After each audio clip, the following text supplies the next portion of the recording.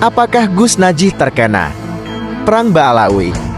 Mari kita ikuti penjelasan berikut. Atau keturunan panjenengan semua menjadi dzurriyyatan thayyibah sholihin dan sholihatan. Pada kesempatan yang penuh dengan kedamaian ini, kami akan menanggapi surat yang berisi protes atau kecaman terhadap kami, khususnya kepada Kiai Haji Maimunuddin Utsman dan kawan-kawan.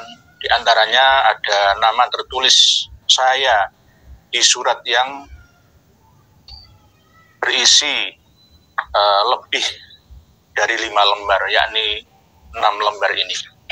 Namun saya masih belum bisa mempercayai bahwa surat ini benar-benar ditulis oleh Kiai Haji Muhammad Najih Maimun, karena sesuai dengan standar administrasi di akhir surat ini belum ada tanda tangan beliau. Begitu juga saya mencurigai nama-nama kitab yang tertulis di sini sekaligus pengarangnya.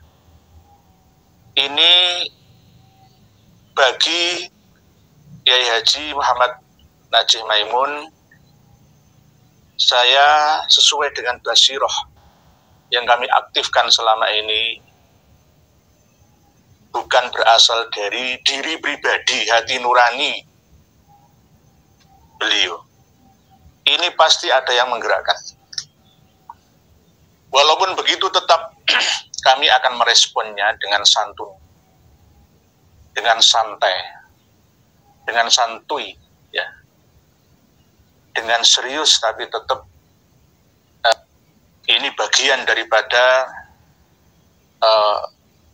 pelurusan sejarah pemahaman yang dibengkokkan oleh para habib dan para pengikutnya.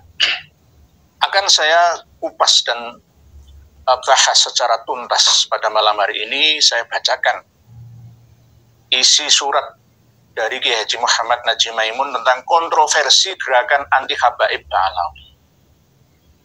Mereka, habaib dan muhibbinnya, menganggap kami ini gerakan anti habaib Ba'alawi. Padahal sebenarnya adalah gerakan menyadarkan habaib Ba'alawi dan para pengikutnya. Bukan gerakan anti habaib Ba'alawi. Nah, ini harus saya luruskan, supaya nanti tidak di-framing, tidak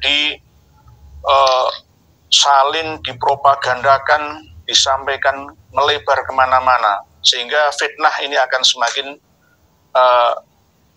seperti panah yang terlepas dari busurnya, masuk ke dalam manah-manah, ya, hati para pendengarnya.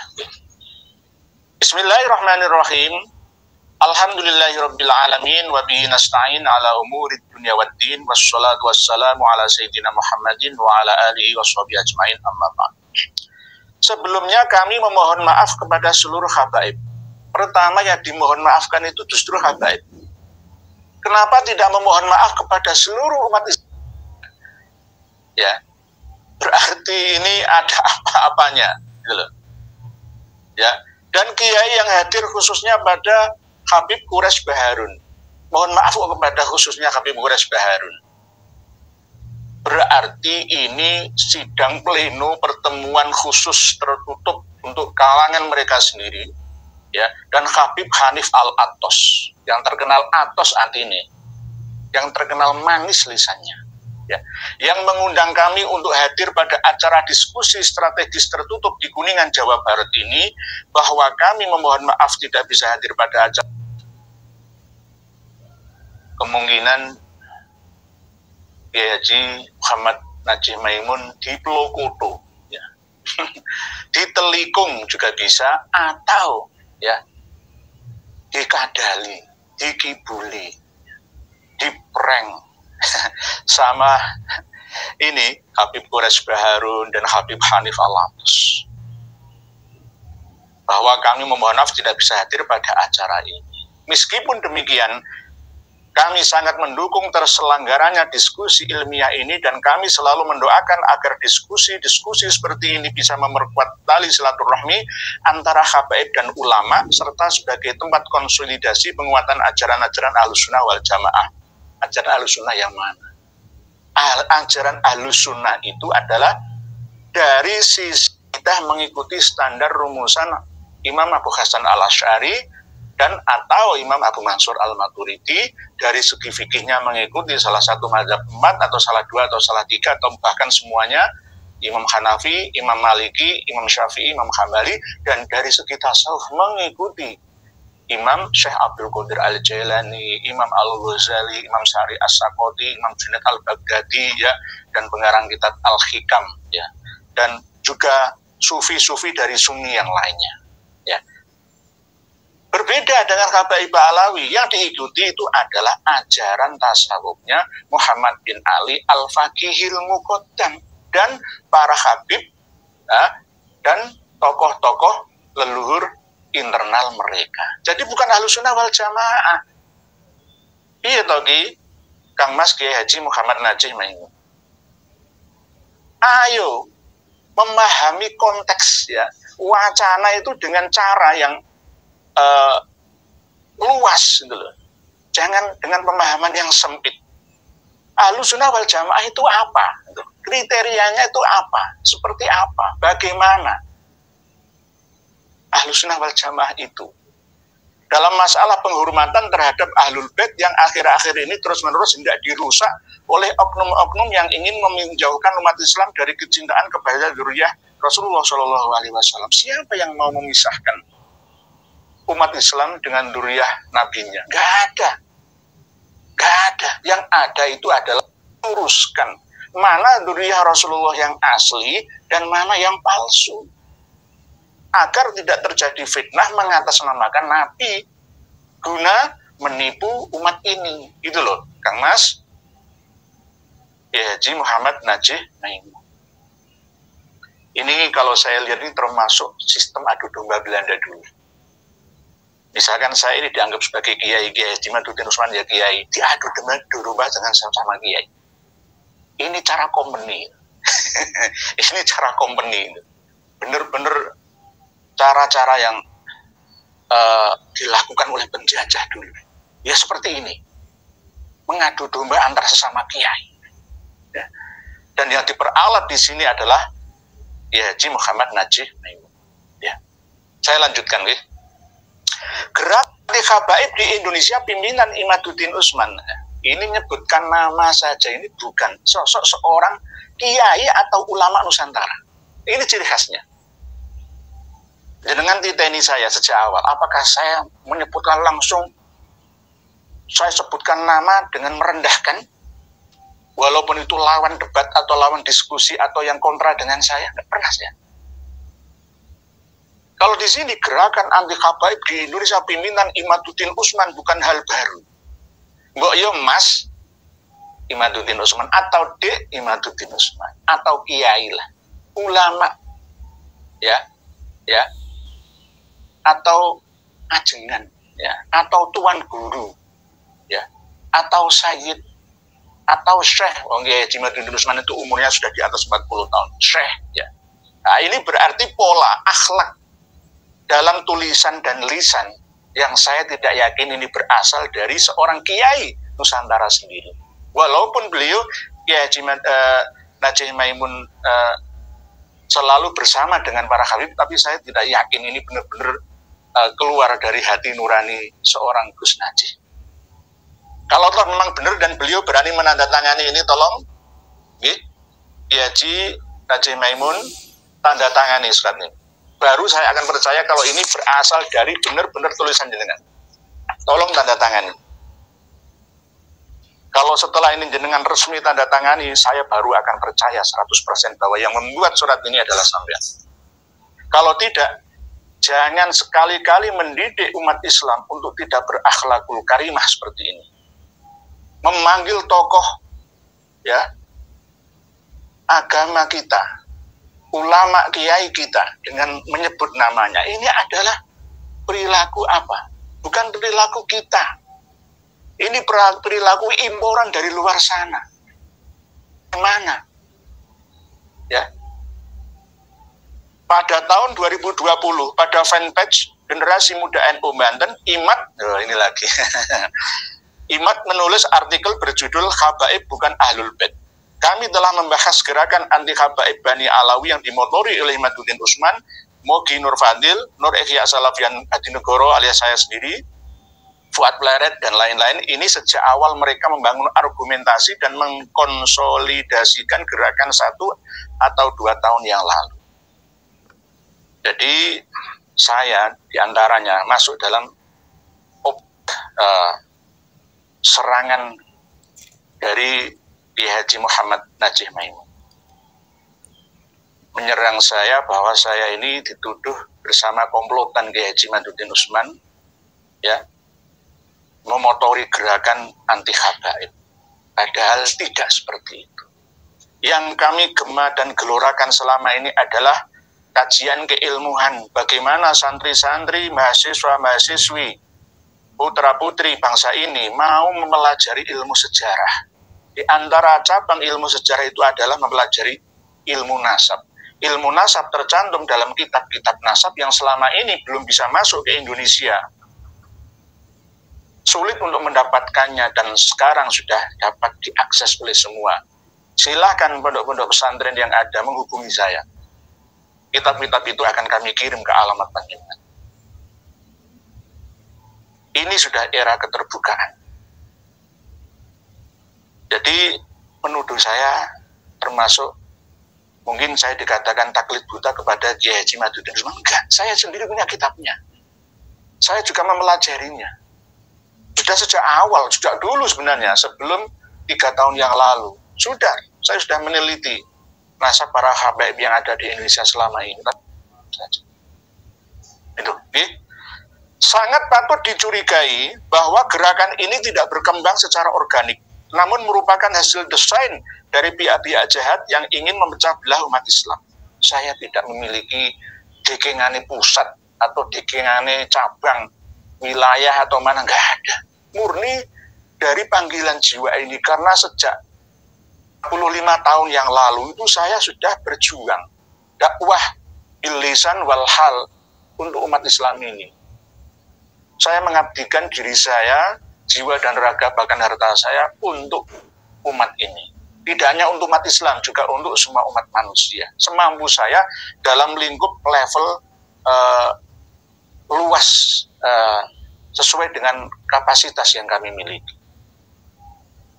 Ketika ada hal yang kurang pas ya di sekitar kami, di sekitar saya ya, di negeri saya, maka saya pun harus ikut terpanggil untuk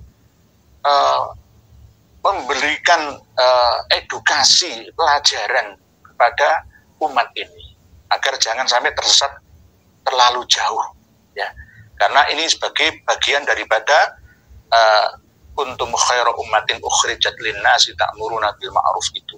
Amar ma'ruf dan nahi anil mungkar. Oke, berikutnya.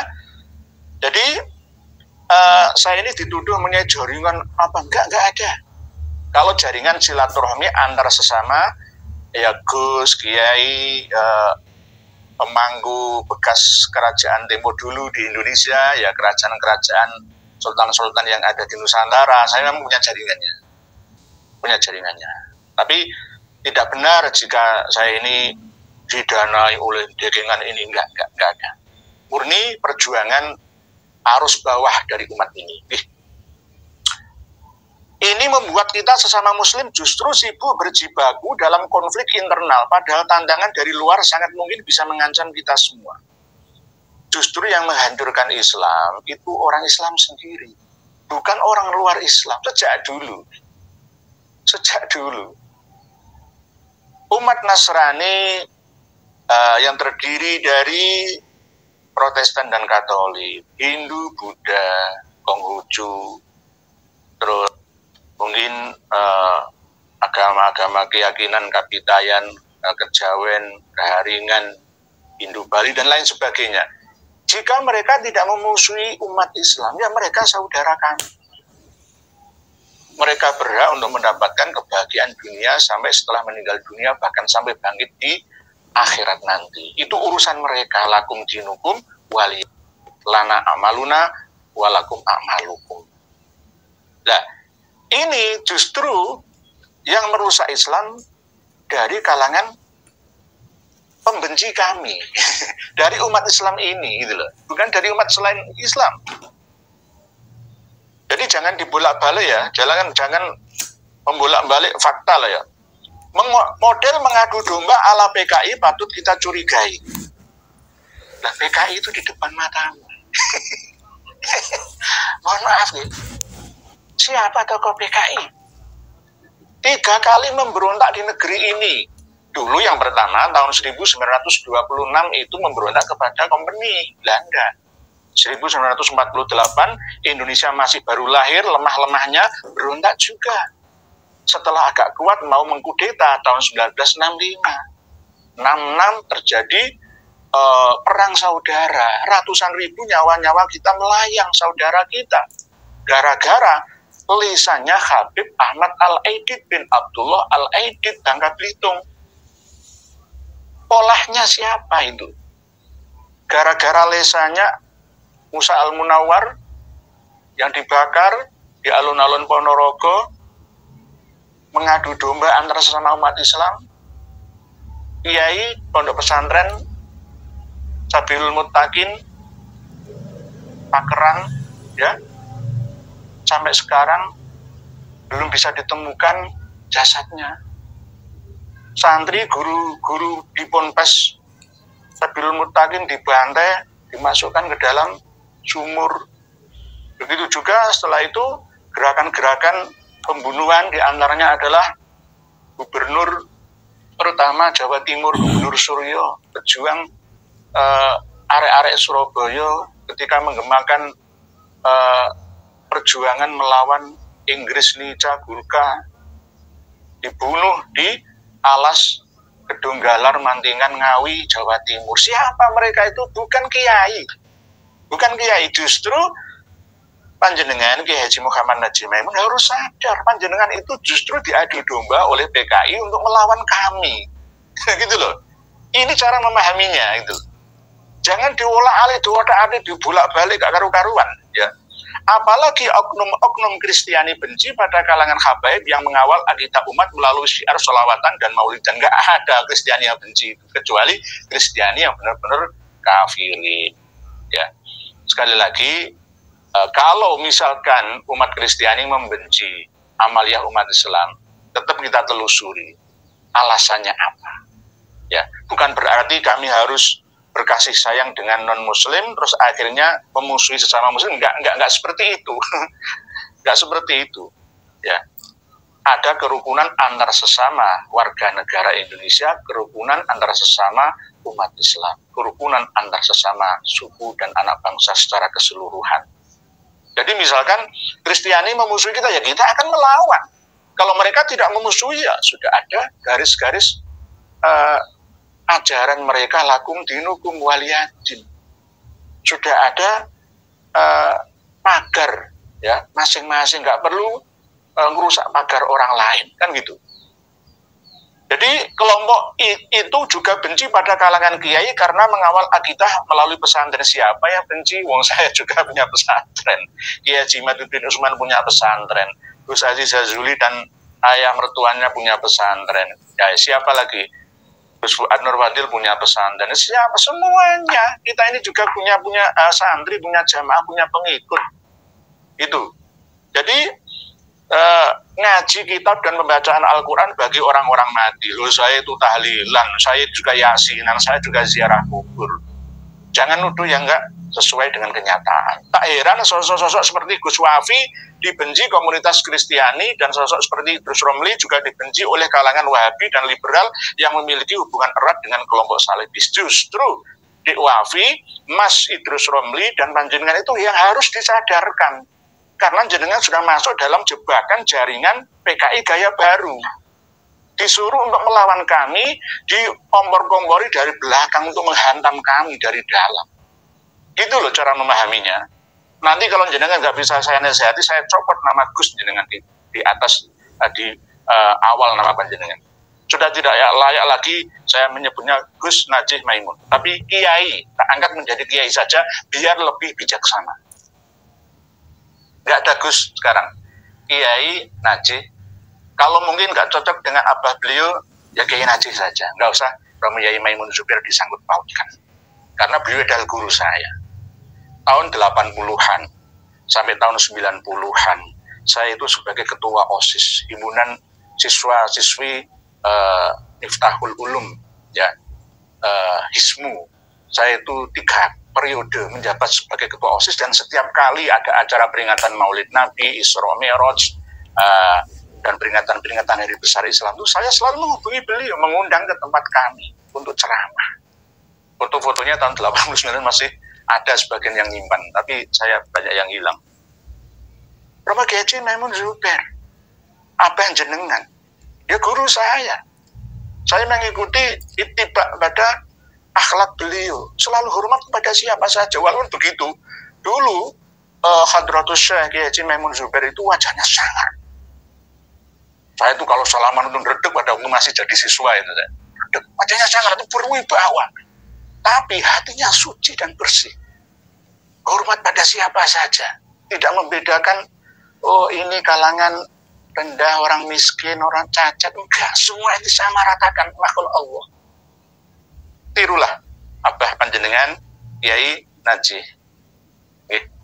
Jadi ini, jadi Gus Wafi misalkan, Mas Idrus Romli, ini diperalat gitu, untuk menyerang kami, gitu. Jangan dibolak-balik. Saya yang justru malah benci kepada Gus Wafi. Saya nggak benci kepada Gus Wafi dan Kiai Idrus Romli tidak benci, tapi kasihan, kasihan saya, sakno, ya, diadu domba oleh kompeni untuk melawan sesama kiai.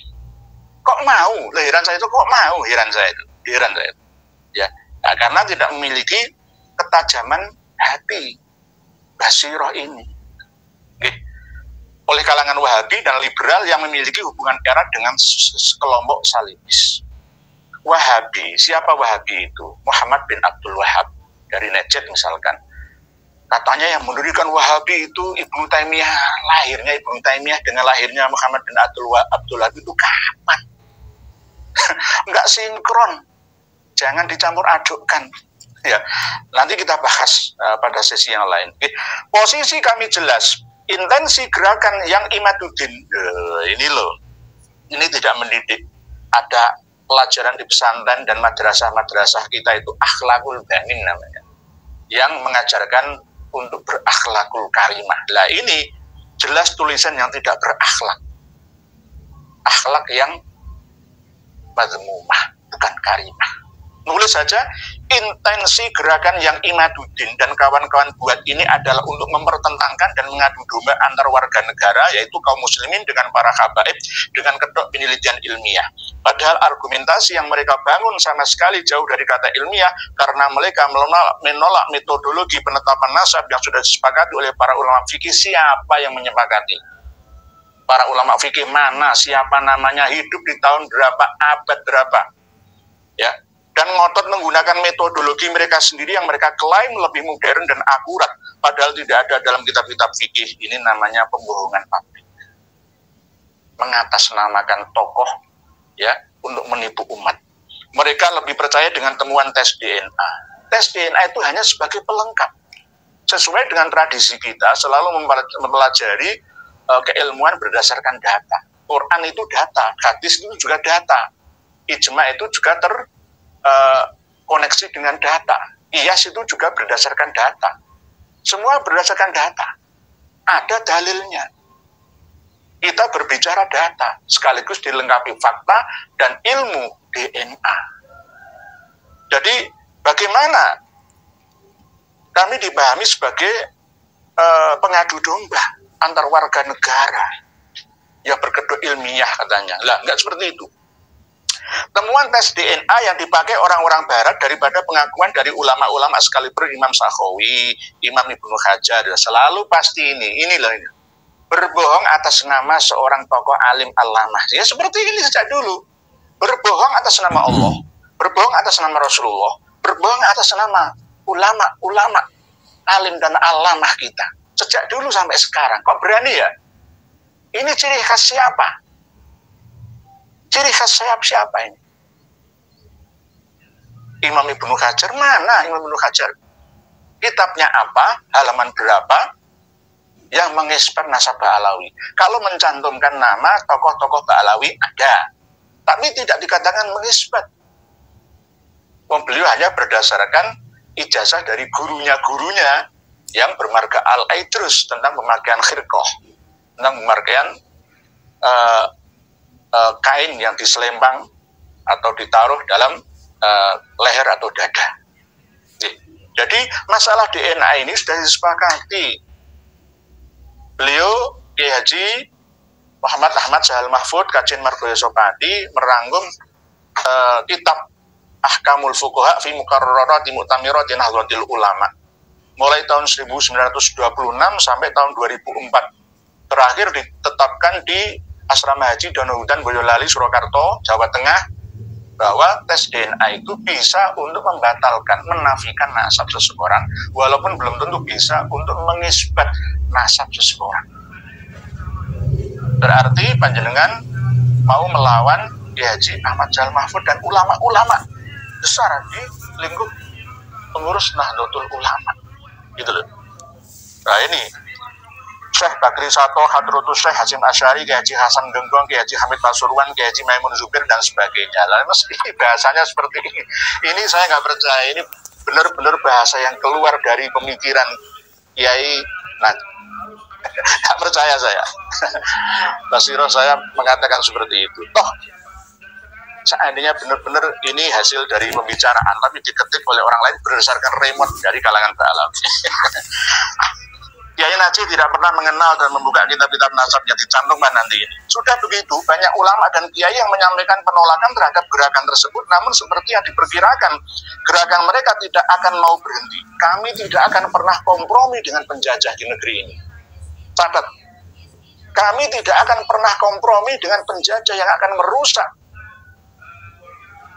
agama di negeri ini dan kestabilan negara. Jiwa seorang pahlawan tetap akan berjuang, tidak bisa disogok, tidak bisa diracun atau diapakan oleh musuh, nggak bisa, tetap konsisten. Misalkan kita kompromi, alahis rukun lah, kita rukun, ya wes pokoknya biarkan diyakini, nggak bisa, karena itu sudah gaduh berjalan, nggak bisa dihentikan. Ini tsunami abad 21 ini, sejak tumbangnya Kesultanan Turki Utsmani sudah berjalan 100 tahun, dimulai dari negeri timur jauh, yakni Indonesia.